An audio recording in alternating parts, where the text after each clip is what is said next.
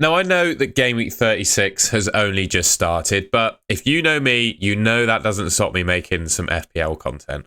So in this video, we're going to go through players to buy and avoid ahead of Game Week 37.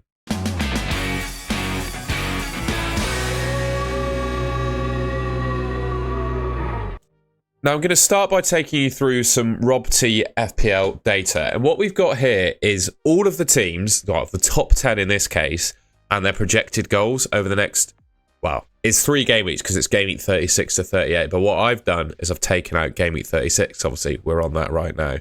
And it helps you to identify teams that, well, are projected to score a fair few goals, right? Teams that are shaded darker are predicted to score more goals, and obviously lighter shades are predicted to score less.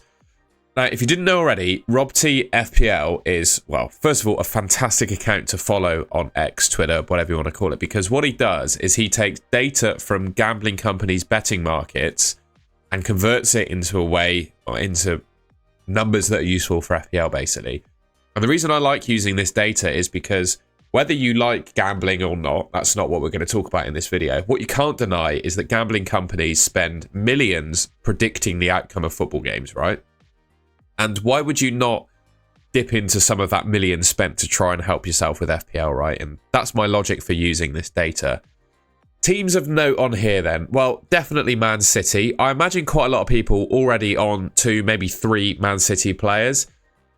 Yeah, obviously it's a wait and see, so just giving it away. I'm actually recording this video early on Saturday because, well, I've got a swimming competition on Saturday evening. So I don't actually know at this stage if Erling Haaland is going to start against Southampton.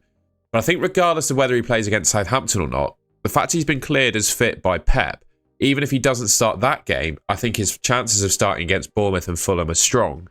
I think Man City are in, well, good form at the moment, and I think they're going to do well from an attacking perspective for the rest of the season. So I'd say attacking players, Man City definitely worth targeting. Liverpool, well, we've heard going into game week 36 that, well, and we know that McAllister and I think Darwin Núñez were pictured literally on a beach this week. So they are on the beach as far as I'm concerned. And despite them having good projected goal odds, I think there's a real, you know, I just wouldn't pick Liverpool attackers at this point. And I genuinely think there's a case to sell them as well. Arsenal, now they're out of the Champions League. I think they're going to be fighting for their lives to get that, well, second place in the league. That's all they've got to fight for. I say fighting for their lives. You know what I mean? So I think they've got something left to play for until the end of the season, right? Newcastle at home, that's a tough game. And then Southampton away in game week 38. You got to think Saka for that game is a pretty decent option. Aston Villa, they got Tottenham at home, Man United away. 2 good fixtures and 2 teams, of course, that are playing each other in the Europa League final. They're obviously going to be prioritising that game. I would imagine some of the top players from both teams get minutes just to keep their legs fresh, but they're not going to be, you know, they're not going to be going all out to win those Premier League games. So I suggest that's a couple of nice fixtures for Aston Villa.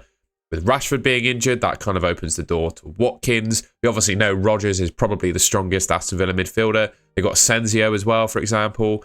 Bournemouth, they've got Man City and then Leicester in game week 38. I'd probably be hesitant about having Bournemouth players for the Leicester game.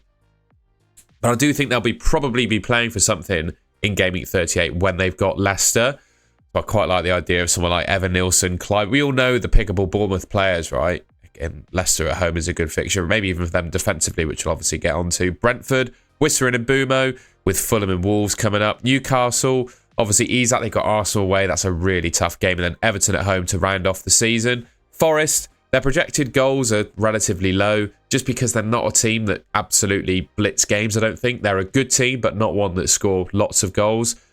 And then Brighton have got Liverpool, obviously, at home in game week 37, and then Tottenham away in 38. I think that's a couple of good fixtures, to be honest, for Brighton. And I know I've just said Liverpool at home is a good fixture, but especially considering, you know, Liverpool kind of on the beach, not too bad. But I guess in Brighton are kind of in that sort of mid-table space at the moment, aren't they? So not a whole lot to play for.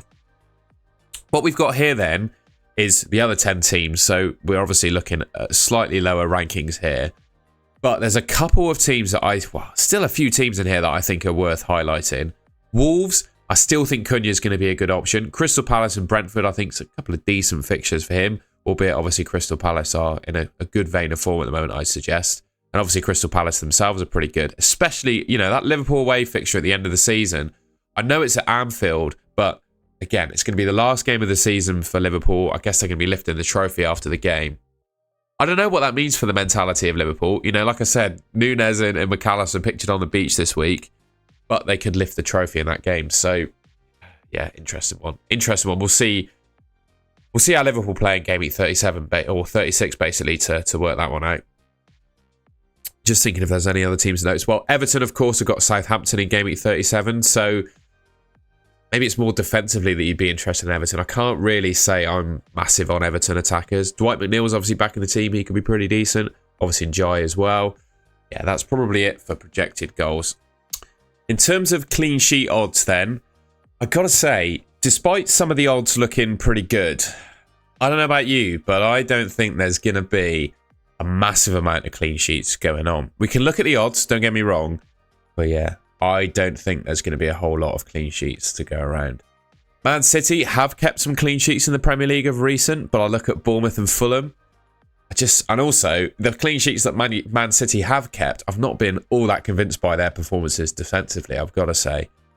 I guess Forest against West Ham and Chelsea, it could be one. Sorry, Forest, yeah, against West Ham and Chelsea. There could be one in that West Ham game. But again, even Forest have dropped off form a little bit defensively. Arsenal, I'd still consider them probably the best defence in the league, particularly obviously considering now Liverpool are kind of on the beach. But even they've been shipping goals. But that Southampton away fixture in 38 does look pretty good. Liverpool, I probably wouldn't pick a Liverpool defender right now. Chelsea, again, I think Man United, they could keep a clean sheet in that one, particularly at Stamford Bridge. Do they keep a clean sheet at Forest Ground? Probably not.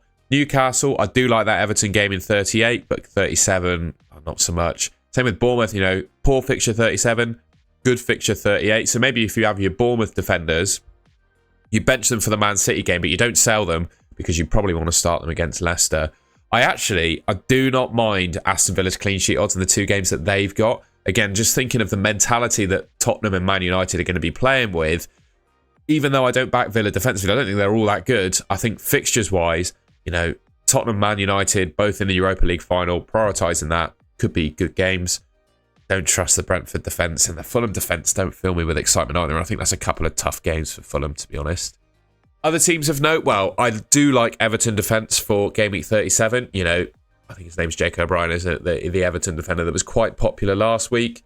Yeah, 42% clean sheet odds for him. I think that looks pretty good against Southampton. You can't deny it. Crystal Palace as well against Wolves. So Munoz, I think, is looking pretty good for that game. Outside of that, I'm just looking. I can't see a whole lot of excitement on that side of the table, to be honest, in terms of defences to target. I'll just go back to the first screen. I think defences I somewhat like the look of. Well, Arsenal, just because you're probably on them already. And I think without the Champions League now, they'll be targeting and hopefully upping their performance level a bit in the Premier League. I say hopefully because I've got Arsenal defenders in my team. I don't mind Chelsea actually against Man United. I don't mind Aston Villa, and Newcastle and Bournemouth look pretty good for game week 38, but not necessarily 37. Again, I did this on my last buy and avoid video to mixed reviews. Some people like expected points data, some people don't. You know, you can't please everyone. So what I've got here, for those that do like it, is I've got the top players in the game for expected points for the rest of the season, game week 37 and 38, from both sources, Fantasy Football Hub and FPL Review, right? And both sites are in agreement that Salah and Saka are the top two players.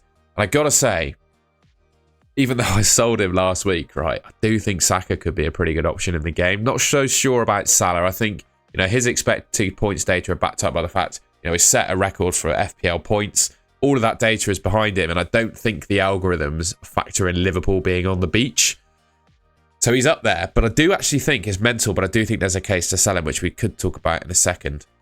Saka, I think, could be a pretty decent option. Obviously, Haaland. Like I said, I'm recording this before the Man City lineup is out because, well, I've got a swimming competition this evening. So we don't know if Haaland's going to play, right? But I think even if he doesn't, if he does, then obviously he's a great option. And even if he doesn't, I think he's got a strong chance of starting. Outside of that, I'm just looking, apart from the obvious, I do quite like Cole Palmer, you know. I do quite like Cole Palmer. I know Chelsea don't have the best fixtures, but I do have a feeling that his performance in that Liverpool game would boost his confidence a little bit. So I don't mind him. Who else have we got? Just looking at FPL Review now. Obviously in Boomo, but a lot of people want him already. I don't mind Bowen, but it's just West Ham don't really have anything to play for. That would kind of put me off him as an option. I do quite like Watkins. Again, looking at Tottenham, Man United as his next two. I think he could do well in those games, particularly obviously considering that Rashford's injured. Don't mind Eze as well, but I think people will already be on Eze or already on sort of a triple Crystal Palace setup, so it'd be difficult to bring him in if you don't have him. Don't mind Chris Wood with the numbers he's put up this season. To be fair, Isak, he's not too bad. I've got to say, looking at the expected points, it's kind of the obvious options, really, with the exception, I guess, of Haaland, who's, at the time of recording this video at least, not all that popular in FPL. Maybe Watkins as well as emerging. So then, if you didn't do it already going into Game Week 36, I do think there's a strong case. I really do think there's a strong case to sell Mo Salah, particularly if you're chasing, because, well, like I said, I just feel like Liverpool are on the beach. I might have pie on my face or whatever you want to say, given at the end of this game week when he scores a hat-trick, but I think the Arsenal game's tough. And then Brighton Crystal Palace are obviously better fixtures, but still, regardless, I just have a feeling that Liverpool could be on the beach. You know, the season's wrapped up, and even though I don't believe Salah, it's possible for Salah to be on the beach. I think he'll give it his all in every game, and he's obviously going to be training like a madman. We all know, you know, Salah's mentality, but he will need the rest of his teammates to play decently for him to score goals and get FPL points. And I'm not sure that's going to be the case. And I just think, I've been banging on about this last week as well, but I genuinely think if you're chasing, this is the kind of bold move that you've got to make, I think, in order to climb the ranks. He's 69.8% owned in the game at the moment, at the time that I'm recording this video. I think you could sell him. If you're chasing, I think it's worth taking the risk to sell him. Now, am I saying it's an obvious decision to sell him? No, I'm saying it's a risky one, but that's the nature of the game if you want to, you know, chase rank. Yeah, I do think there's a serious case to sell Salah. And if you do sell Salah, well, I think there's a serious case to consider buying Erling Haaland for your team. We don't know at the time, like I said, that I'm recording this video, if he starts against Southampton, how many minutes, etc. that he gets. But when you're looking for Game Week 37 onwards, well, I think he's one of the best options in the game, if not a captaincy shout each week. You know, Man City, they've got something on the line in every single one of their remaining games. I think they'll be fighting for maximum league position. Why would you not captain Erling Haaland? You know, and I think he's 14.8 million, right? So you can't just bring him in your team easily on a straight swap. I think you're going to have to sell Salah in order to fund him. But again, I go back to that point I made about Salah. If you're looking to chase rank, you need to take a risk. And I think an appropriate risk is selling Salah to fund Erling Haaland. Anyway, let me know what you think of that in the comments. All right, well, that's the end of the video. I hope you enjoyed that and found it useful. Like I said, I'm at a swimming competition on Saturday evening, but I still wanted to get some FPL content out for you guys. So I hope you can appreciate this video going out. I have tried to make it in a way that's showing, well, it's talking about Game Week 37 and 38 without needing information that we've got from Game Week 36, because I'm going to be watching the games, but I won't be able to make a video reacting to them. But I think everything I've said in this video still kind of counts, regardless of how the games go in Game Week 36. So, yeah, if you enjoyed the video, I'd really appreciate it if you could leave me a like rating. Let me know in the comments if there's any players you're looking at targeting for the rest of the season. Obviously, only 2 game weeks left to go. And if you want to see more content from me, well, I would really appreciate it if you could subscribe to the Goal to Goal channel, which should be just there on your screen. Yeah, thank you very much for watching. I'll catch you in my next video.